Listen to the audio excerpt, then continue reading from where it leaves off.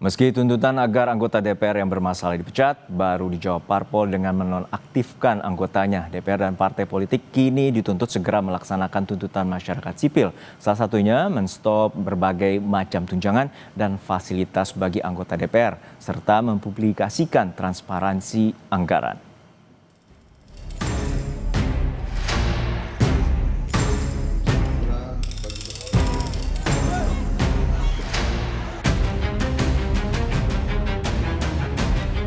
Usai dinonaktifkan dari anggota DPR fraksi Nasdem, fasilitas dan tunjangan Ahmad Saroni dan Nafa Urbah kini dibekukan. Tak hanya itu, DPP Nasdem akan menyerahkan kepada Mahkamah Partai untuk memutuskan langkah tegas maupun sanksi kepada kedua kadernya tersebut. DPP telah mengirim surat kepada fraksi di DPR melalui surat nomor 168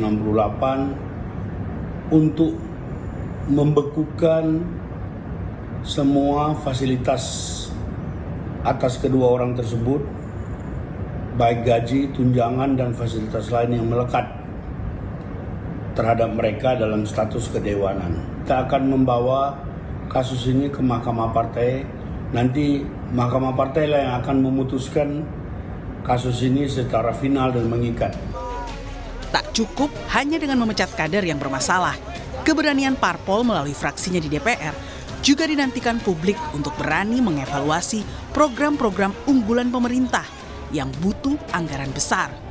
DPR dan pemerintah juga dituntut segera membuat terobosan untuk menggenjot gairah ekonomi.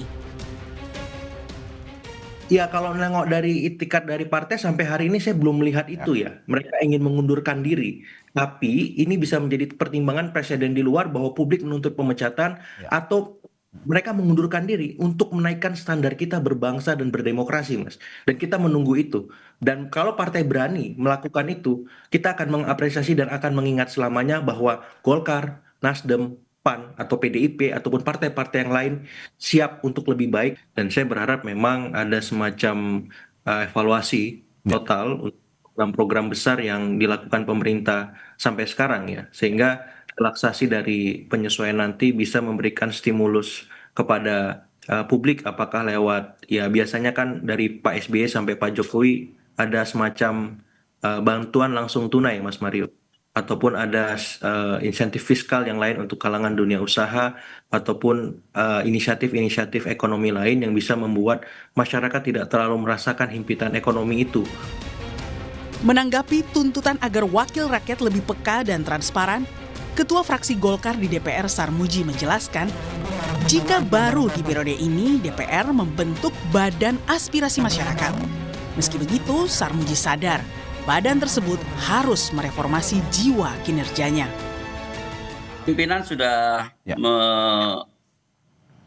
memberi arahan pada kita semua untuk lebih aktif ya menjemput aspirasi masyarakat. Bahkan sebenarnya di DPR periode ini sudah ada juga badan khusus untuk menindaklanjuti aspirasi masyarakat dalam bentuk badan aspirasi masyarakat.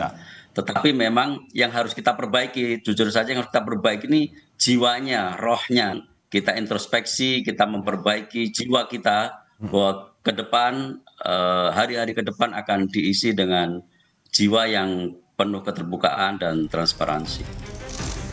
Tak hanya DPR, situasi saat ini juga menuntut pemerintah untuk segera meninjau ulang kebijakan efisiensi sekaligus membenahi kebijakan penggunaan APBN demi menyelamatkan ekonomi rakyat. Tim Liputan, Kompas TV. Setelah dihujani kritik atas tunjangan fantastis DPR, lalu perilaku beberapa anggotanya yang nyeleneh, dan DPR hari ini sudah membuka ruang diskusi secara langsung dengan perwakilan sejumlah organisasi mahasiswa dan juga organisasi massa. Lalu apakah hal ini sudah menjawab esensi dari sejumlah tuntutan masyarakat sipil?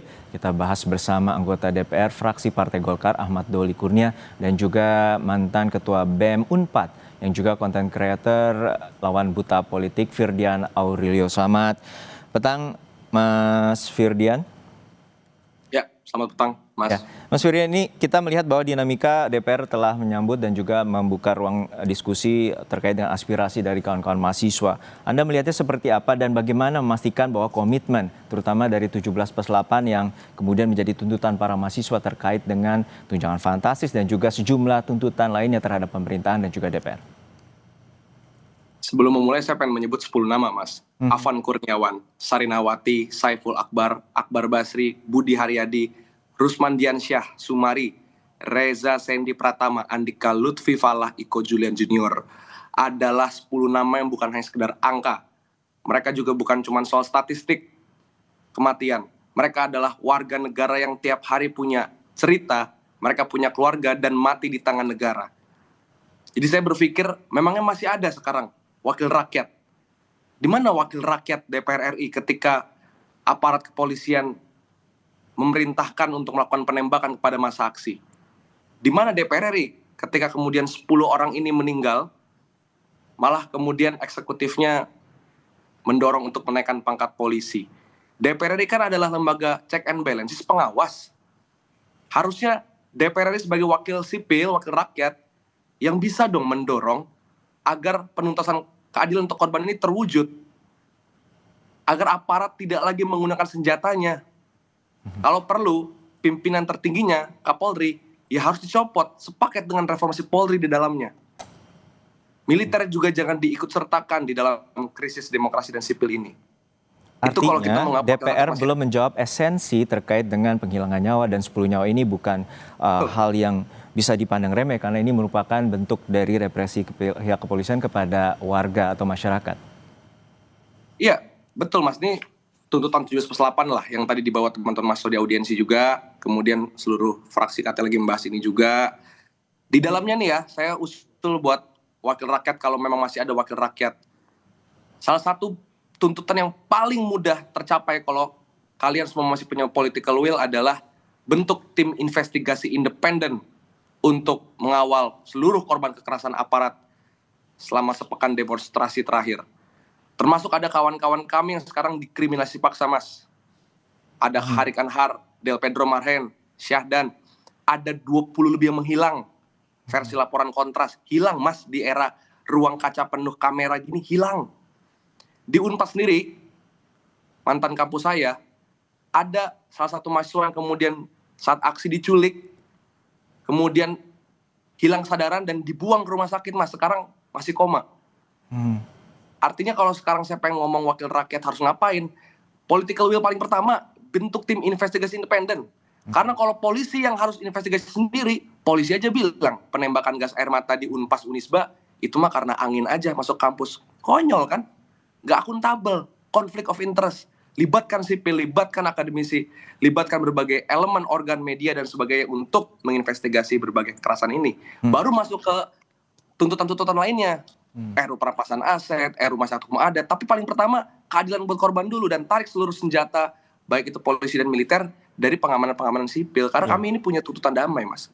Artinya prioritas pertama ada tim investigasi independen terkait dengan kasus Afman ataupun juga kasus dari 25 Agustus hingga awal September. Dan upaya ini butuh komitmen yang serius dari DPR. Namun jawaban Anda tahan terlebih dahulu, kami akan lanjutkan setelah jeda hanya di Kompas Petang.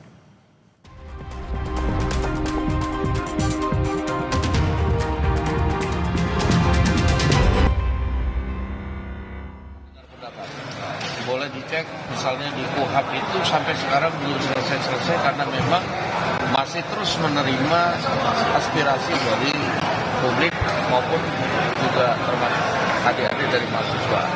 Nah, kalau kemarin dalam aksi penyampaian pendapat sebenarnya kami juga mau keluar untuk menerima seperti pada hari ini. Pada hari ini ada perwakilan dari DPR yang menerima keluar untuk aksi pengunjuk rasa.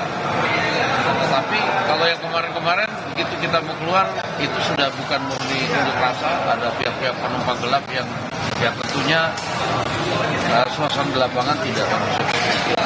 Soal moratorium perjalanan dinas itu anggarannya apakah akan dikembalikan ke negara, Pak?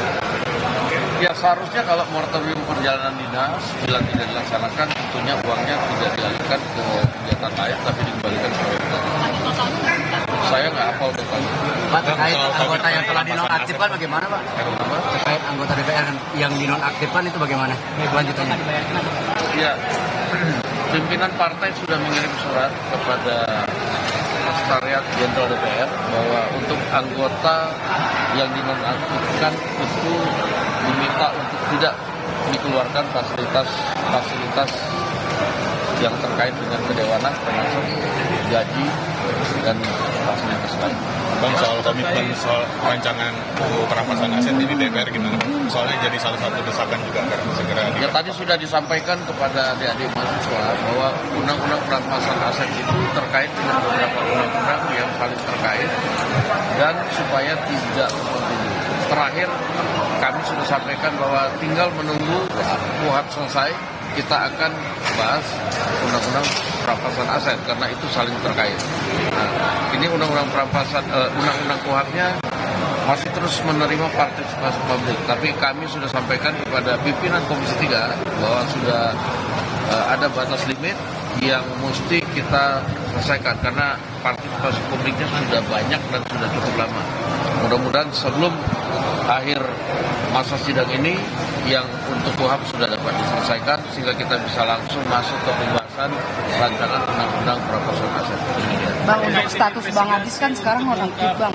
Dalam kerusuhan, Gimana? terkait investigasi untuk mengungkap orang kerusuhan. Ya, tadi memang ada permintaan dari adik-adik BEM untuk kami menyampaikan kepada pemerintah atau ikut andil dalam tim investigasi dugaan makar yang juga telah disampaikan oleh Presiden Republik Indonesia. Nah, untuk itu kami akan menyampaikan kepada pemerintah aspirasi dari adik-adik Badan Eksekutif Mahasiswa ini untuk dapat ditindaklanjuti. Demikian. Oke. Jadi kan nonaktif ya Pak, itu memang akan diganti atau seperti apa ya? Itu akan diserahkan kepada partainya. Demikian. Bang Dasko, satu lagi Bang Dasko terkait dengan tadi Bang Dasko menekan lagi, tadi Bang Dasko mengatakan ini menjadi momentum untuk evaluasi diri DPR dan itu seperti apa nanti ke depannya Bang Dasko? Ya, kami sudah melakukan evaluasi bahkan sebelum acara hari ini.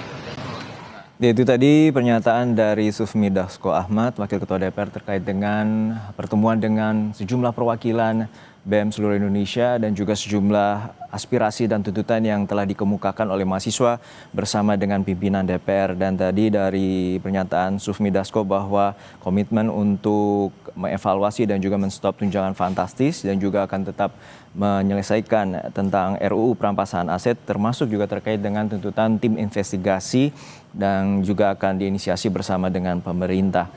Kami masih bersama dengan mantan Ketua BEM Unpad Firdian Aurelio Mas. Firdian, bahwa tadi Wakil Ketua DPR menyatakan bahwa ada komitmen untuk melakukan tim investigasi dan juga akan mendorong pemerintah untuk mengusut tuntas terkait dengan pernyataan adanya dugaan makar dan juga terorisme dan kemudian juga berjanji untuk mengevaluasi dan menstop tunjangan fantastis termasuk juga salah satu tuntutan mengesahkan RUU perampasan aset. Tanggapan Anda? Saya sepakat dengan wakil ketua DPR kita ya, bahwa ketika ngomongin kerusuhan itu adalah penunggang gelap. Tapi rasanya jadi nggak tepat kalau kemudian tim investigasi yang dibentuk prioritas adalah mencari dugaan makar. Karena kalau itu adalah intelijen harusnya dimiliki oleh presiden. Hari ini kita bicarakan soal 10 orang yang meninggal, Mas. Makanya di dalam tuntutan ini kan tim investigasi independennya untuk korban demonstran, bukan buat mencari siapa yang makar. Bahwa pemerintah mau cari siapa yang makar, silakan. Pakai gunakanlah instrumen BIN, Baintelkam, BAIS-nya. Silakan. Supaya nggak asal tuduh gitu loh. Supaya nggak asal nyalahin rakyat, karena memang bukan rakyat yang ngarah ke sana. Kemarahan kepada DPR ini kan beda, Mas. Sama kayak undang-undang KPK, dulu kita punya satu tujuan, tolak KPK. Undang-undang Cipta Kerja, tolak Cipta Kerja.